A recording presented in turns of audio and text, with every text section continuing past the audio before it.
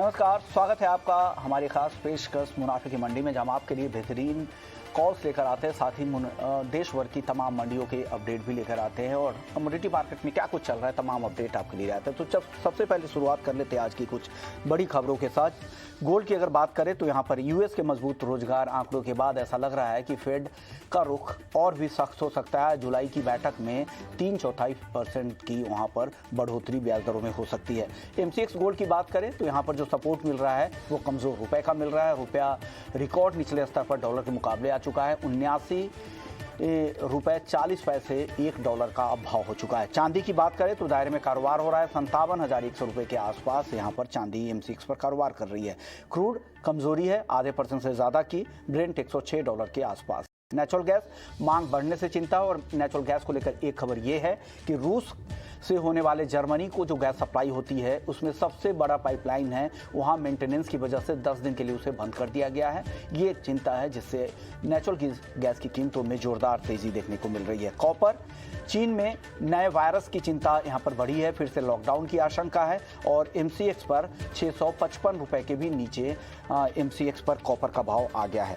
बाकी base metals में भी आज ½ % तक की तेज कमजोरी दिख रही है। एग्री मार्केट की बात करें तो मेंथा ऑयल, जहां पर सिंथेटिक मेंथा की सप्लाई बढ़ी है, उसका यहां पर दबाव है। एमसीएक्स पर मेंथा अब 1000 रुपए तक फिसल गया है। कॉटन हल्की कमजोरी के साथ कारोबार एमसीएक्स पर हो रहा है, 42,300 रुपए के पास है। हालांकि जो बुआई के नंबर है वो पिछले साल के मुकाबले अब भी थोड़े कमजोर हैं। हल्दी ½ % के आसपास की तेजी दिख रही है, 7,800 के नीचे अभी कारोबार हो रहा है, आधे से ½ % की तेजी है। धनिया स्थिर एक्सपोर्ट के अनुमान से कम उत्पादन है, आज भी ½ % की तेजी है, 12,100 रुपए के ऊपर कारोबार एनसीडीएक्स का वायदा कर रहा है। जीरा कम आवक से सपोर्ट है, 21,900 रुपए के ऊपर। चलिए, तो बात हुई 10 बड़ी खबरों की, लेकिन आज हमारे साथ 5 खास मेहमान हैं। हमारे साथ विपिन मजूमदार है, bmazumdar.com के, अनुज गुप्ता है IIFL सिक्योरिटी से, रविंद्र राव है कोटक सिक्योरिटी से, और हमारे साथ महेश पलावत है स्काईमेट से, जो मानसून की चाल के बारे में बताएंगे, और पुखराज चोपड़ा साहब भी आगे होंगे जो एग्री एक्सपर्ट है और हमें बताएंगे कि बुआई क्यों अब तक पीछे है और क्या ये रिकवरी आगे आने वाले हफ्तों में देखने को मिलेगी। तो चलिए सबसे पहले मानसून की चाल देख लेते हैं। हालांकि अब तक के जो नंबर आ रहे हैं, 10 जुलाई तक के जो नंबर है वहां पर सामान्य से 5% ज़्यादा बारिश हुई है पूरे देश में, लेकिन कुछ राज्य हैं जहां पर स्थिति अभी भी बहुत चिंताजनक है, खास करके यूपी, झारखंड, बिहार, उड़ीसा, वहां ऐसे हैं जहां डेफिसिट बहुत ज़्यादा है। अगर यूपी के डेफिसिट की अगर बात करें तो 50% से ज़्यादा की डेफिसिट यूपी में है। महेश जी, क्या लग रहा है क्यों इतनी डेफिसिट यूपी में, खास करके पूर्वी यूपी, बिहार और झारखंड में है? क्या आने वाले हफ्ते में उम्मीद कर सकते हैं कि यहाँ रिकवरी दिखेगी और इसका फायदा किसानों को मिलेगा और बुआई में तेजी आएगी? देखिए विष्णु जी, पिछले कई दिनों से हमने देखा कि जो लो प्रेशर एरिया बन रहे हैं वो बंगाल की खाड़ी में बन रहे हैं और लगातार वो पश्चिम दिशा में आगे बढ़ रहे हैं। तो सेंट्रल इंडिया में खास करके जो तेलंगाना हो गया, आपका महाराष्ट्र है, मध्य प्रदेश के दक्षिणी जिले हैं, गुजरात और साउथ राजस्थान में भारी बारिश हो रही है। और जब एक्सेस ऑफ मानसून टफ नीचे रहती है, यानी साउथ में रहती है, तो जो बारिश की गतिविधियां बहुत कम हो जाती हैं। उत्तर भारत में तो वही देखने को मिल रहा है। हालांकि पंजाब हरियाणा में थोड़ी बहुत बारिश हो रही है, लेकिन यूपी, बिहार, झारखंड और पश्चिम बंगाल के कई इलाकों के साथ साथ उड़ीसा के कुछ भागों में बारिश बहुत ज्यादा कम है। तो अभी 1-2 लो प्रेशर एरिया और आएंगे तो लगभग 1 सप्ताह तक हमें उम्मीद नहीं है कि मानसून की चाल अच्छी होने वाली है उत्तर प्रदेश, बिहार और झारखंड और पश्चिम बंगाल में। तो इन इलाकों को अभी भी सूखा एक तरह से की मार झेलनी पड़ेगी कम से कम 7-8 दिन तक। उसके बाद ही उम्मीद दिखाई दे रही है कि जब excess of monsoon trough north में आएगी तो बारिश इस इलाके में बढ़ेगी। जी सर, बाकी राज्यों की स्थिति क्या है? हालांकि राजस्थान के जो नंबर आ रहे हैं वो काफ़ी अच्छे दिख रहे हैं, मानसून के नंबर सामान्य से अब तक 44% ज़्यादा बारिश हुई है, और राज्य एमपी में भी सामान्य के आसपास बारिश है। महाराष्ट्र की भी स्थिति पहले से काफ़ी बेहतर हो गई है और साउथ में तो ज़बरदस्त बारिश हो रही है। तो क्या इन राज्यों में आगे भी मानसून की यही रफ्तार बनी रहेगी? और जुलाई, हालांकि आधा अब बीतने वाला है, तो जुलाई अगस्त के लिए पूरा मानसून कैसा रहेगा? और लानीना के कंडीशन की बात करें तो क्या ये अगस्त अंत तक ये एक्टिव रहेगा? जी हाँ, ये लानीना अगस्त तक रहेगा कम से कम, और उसके बाद भी स्थिति ज्यादा खराब नहीं होगी कि अगर वो न्यूट्रल कंडीशन की तरफ जाता भी है तो मानसून में बहुत ज्यादा असर देखने को नहीं मिलेगा।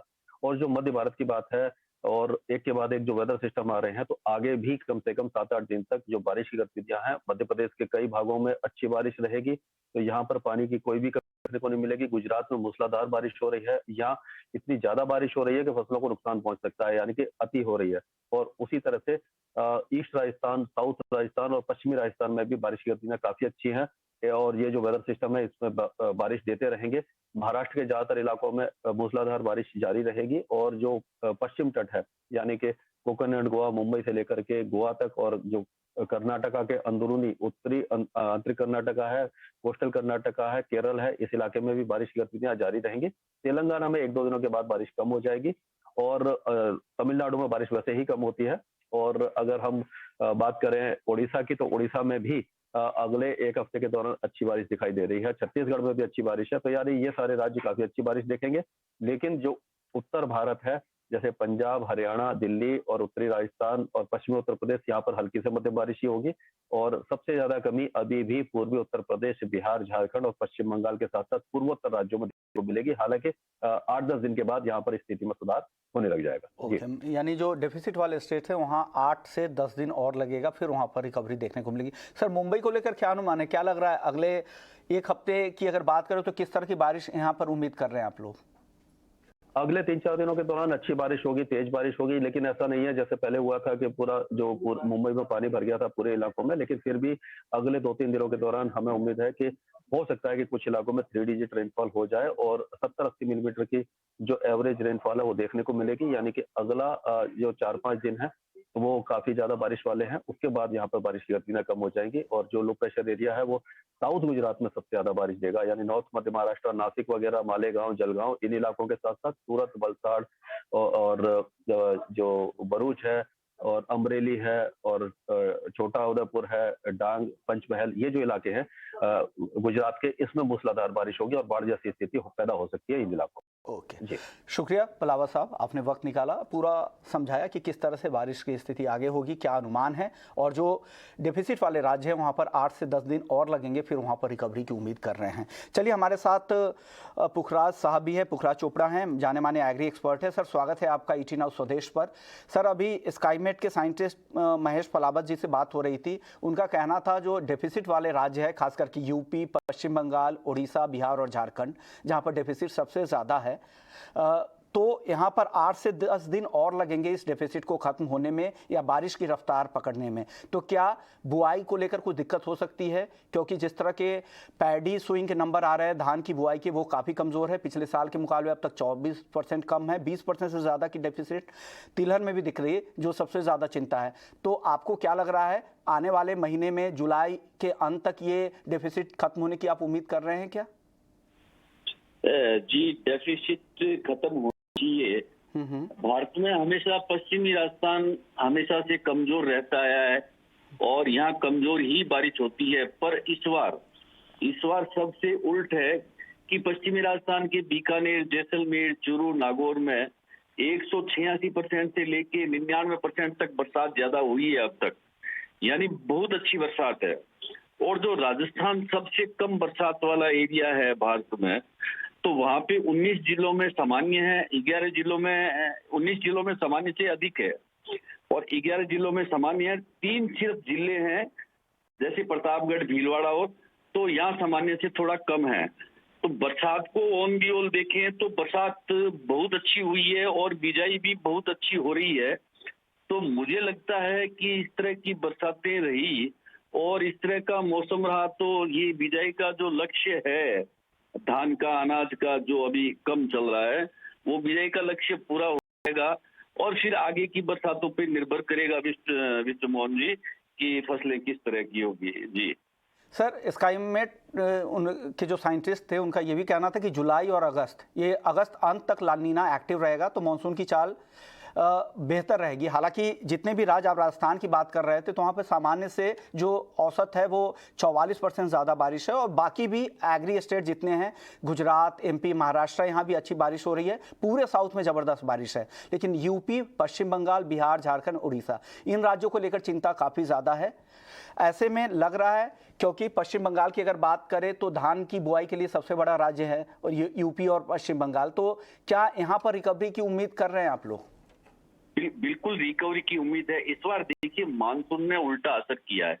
जहां पूर्वी राज्यों के अंदर बरसात ज्यादा होनी चाहिए थी, तो पूर्वी राज्यों में बरसात कम हुई है।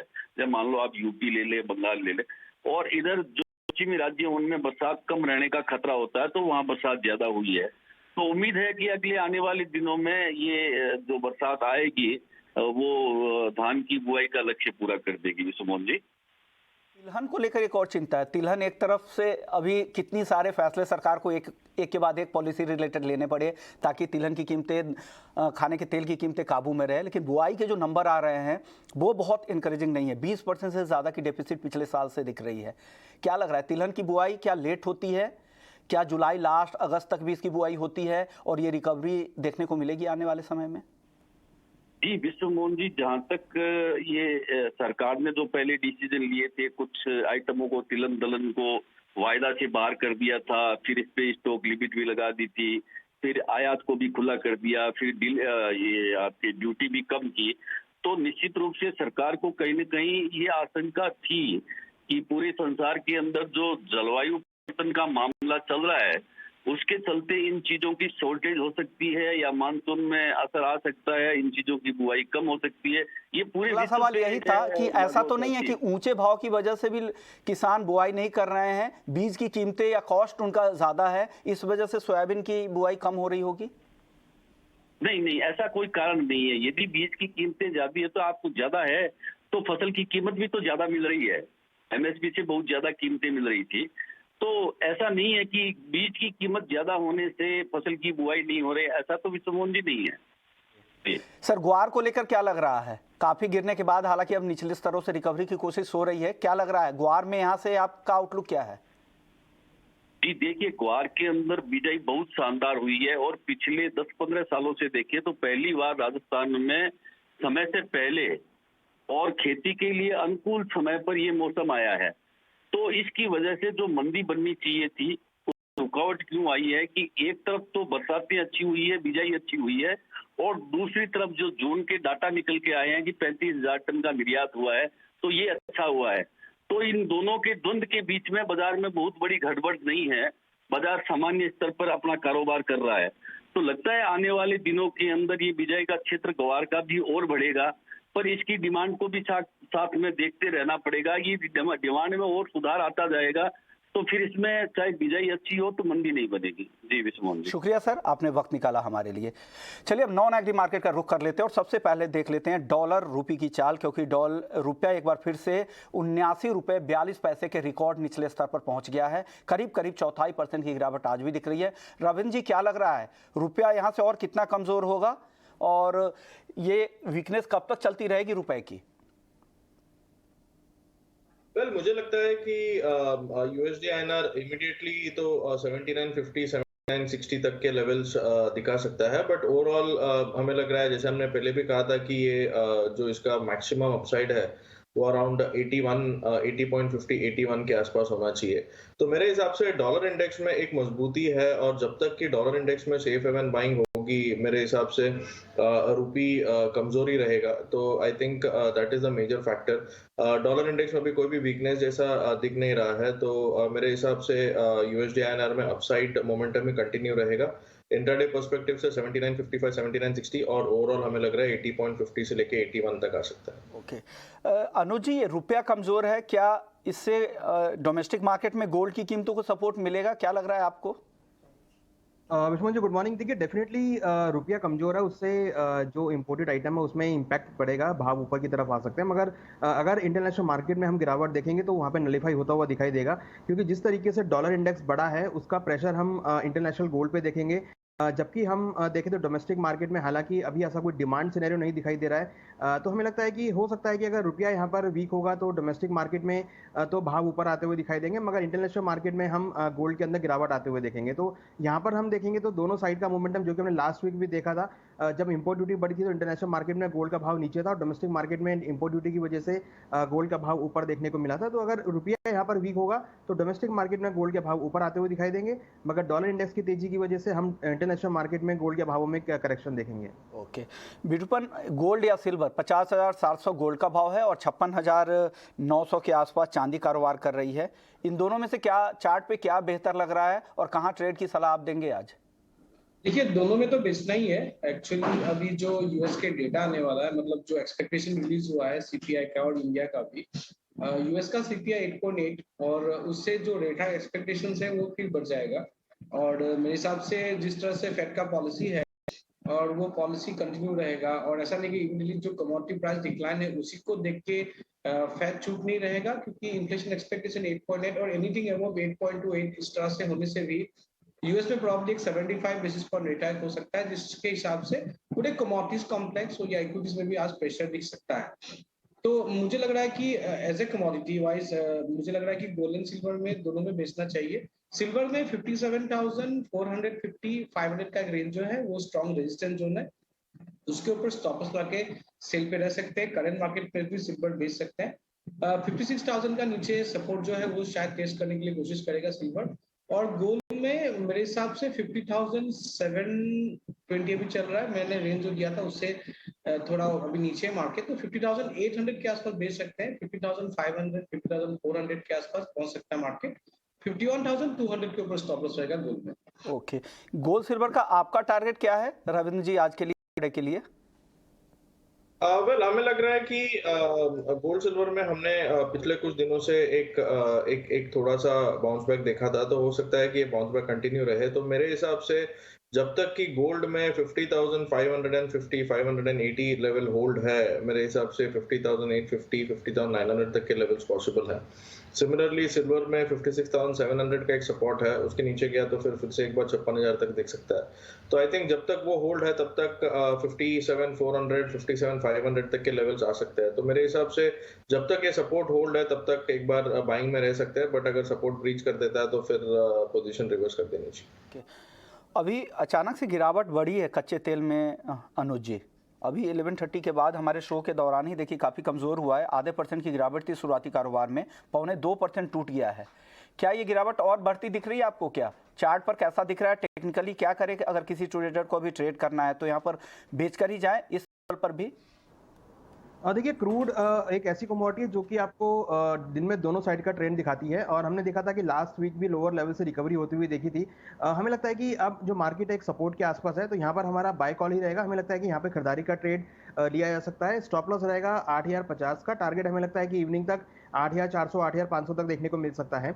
ओवरऑल इन्वेंट्री अगर देखें तो यहाँ पे इन्वेंट्री में ड्रॉडाउन देखने को मिले हैं, सप्लाई भी शॉर्टेज में है। हमें लगता है कि इसका काफ़ी असर क्रूड पे आता हुआ दिखाई देगा। हालांकि अगर हम इंटरनेशनल मार्केट की बात करें तो $160 के आसपास ब्रेंट चलता हुआ दिखाई दे रहा है, जो कि लास्ट वीक में एक बार हमने $98 तक आते हुए देखा था। तो लोअर लेवल से रिकवरी यहाँ पे डेफिनेटली हुई है। हमें लगता है कि यहाँ पे खरीदारी का ट्रेड रहेगा, करंट ट्रेड से हमारी बाय की कॉल रहेगी। ओके, बिटकॉइन आप सहमत है अनुज जी से? अनुज जी को लगता है जो ये गिरावट आई है इसमें खरीदना चाहिए, करंट लेवल के आसपास ही खरीदने की सलाह दे रहे हैं, इतनी गिरावट आ चुकी है जिस लेवल पे ये खरीदारी की सलाह दे रहे हैं, आप क्या सलाह देंगे या कॉन्ट्राबेट जाएंगे क्रूड में आज? नहीं, अनुज जी का जो पर्सपेक्टिव है उसमें कोई गलती नहीं। एक्चुअली उनका जो व्यू है थोड़ा सा पुल बैक रहेगा और वो शायद हो सकता है, लेकिन मैं मान के देख रहा हूँ कि जो ओवरऑल पर्सपेक्टिव है पूरे कमोडिटीज कॉम्प्लेक्स, जिस तरह से मैंने पहले भी बताया था कि मुझे कमोडिटीज में पूरे सेल ऑफ दिख रहा है, थोड़ा सा फर्दर एक लेग ऑफ डिक्लाइन दिख सकता है। लेकिन एक हो सकता है कि हाँ इंट्राडे में थोड़ा अपसाइड आ जाए। लेकिन आज अगर कोई सेलिंग पे रहना है किसी को भी तो 8350 का जो लेवल है उसके ऊपर स्टॉप लॉस रहेगा, और वो टूट जाता है तब थोड़ा सा आप एक्सपेक्ट करते हैं कि फर्दर थोड़ा रिकवरी हो सकता है। लेकिन जब तक 8350 ऊपर सस्टेन नहीं करता है तो वो तेजी का मार्केट नहीं है। अभी शायद ये पुल बैक का मार्केट हो सकता है लेकिन तेजी का मार्केट नहीं है, कि ओवरऑल जो डिक्लाइन हुआ है उसके अगेंस्ट एक राइजिंग रेंज जैसा फॉर्मेशन होकर मार्केट थोड़ा कंसोलिडेट कर रहा है। तो बॉटम रेंज से थोड़ा सा पुल बैक पर exactly we can also expect, लेकिन ऊपर लेवल के हिसाब से मुझे लग रहा है कि थोड़ा सेलिंग आ सकता है। चलिए हम नेचुरल गैस की बात कर लेते हैं जहां पर जबरदस्त तेजी दिख रही है, 6% के आसपास की तेजी दिख रही है। रविंद्र जी क्या करना चाहिए? खबर एक ये है कि रसियन गैस जो जर्मनी के लिए जाती है वो सिंगल पाइपलाइन है, जो सबसे बड़ा पाइपलाइन है, वहाँ मेंटेनेंस की वजह से 10 दिनों के लिए बंद कर दिया गया है। क्या इसका असर कब तक होगा और ट्रेडर को इन लेवल्स पे आप क्या सलाह दे रहे हैं? जी बिल्कुल, एक्चुअली नेचुरल गैस में पिछले वीक में ही एक अपसाइड मोमेंटम शुरू हो गया था, जो भी प्राइस ने अराउंड 420 430 लेवल का एक सपोर्ट लिया था।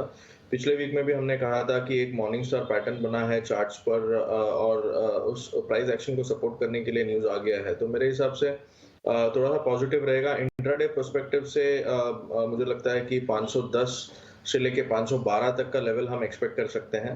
लेकिन इसके ऊपर सस्टेन करना बहुत जरूरी है, क्योंकि मॉर्निंग स्टार का कंफर्मेशन है उसके ऊपर। तो आई थिंक 510 512 के ऊपर क्लोजिंग आना बहुत इंपॉर्टेंट है इसका। और अगर नाइमेक्स नेचुरल गैस की बात करें तो $6.40 के ऊपर क्लोजिंग आना चाहिए। अगर क्लोजिंग आ जाता है तो हम कंक्लूड कर सकते हैं कि एक टेम्पररी बॉटम इन प्लेस है और प्राइसेस फिर से ऊपर जाएंगे टुवर्ड्स 540 545 तक। तो आई थिंक इंट्राडे पर्सपेक्टिव से यस, बाइंग डिप्स होना चाहिए। 497 का स्टॉप लॉस होना चाहिए, 502 के आसपास बाई कर सकते हैं। 510 512 के आसपास प्रॉफिट बुक कर लेना चाहिए। और पोजिशनल के लिए वेट कीजिए 510 512 के ऊपर सस्टेन करने के लिए, या फिर एक करेक्टिव मूव टुवर्ड्स 485 480 के लिए वेट कीजिए।